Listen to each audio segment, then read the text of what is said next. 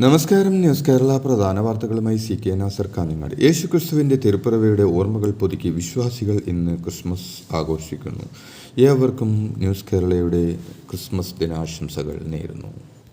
Kerala governor Arif Muhammad Khan ബീഹാറിലേക്ക് മാറ്റം. നിലവിൽ Bihar ഗവർണറായ Rajendra Vishwanath Arlekar Kerala ഗവർണറാകും. RSS പശ്ചാത്തലമുള്ള Arlekar പ്രധാനമന്ത്രി നരേന്ദ്രമോദിയുമായി വളരെ അടുത്ത ബന്ധം പുലർത്തുന്ന വ്യക്തിയാണ്.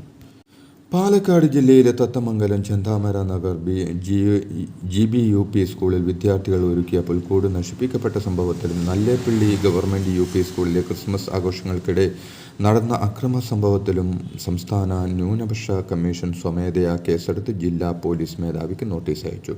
സംഭവത്തിൽ സമഗ്രമായ അന്വേഷണം നടത്തി വിശദമായ റിപ്പോർട്ട് 15 ദിവസത്തിനകം സമർപ്പിക്കണമെന്ന് commission chairman advocate NA Rasheed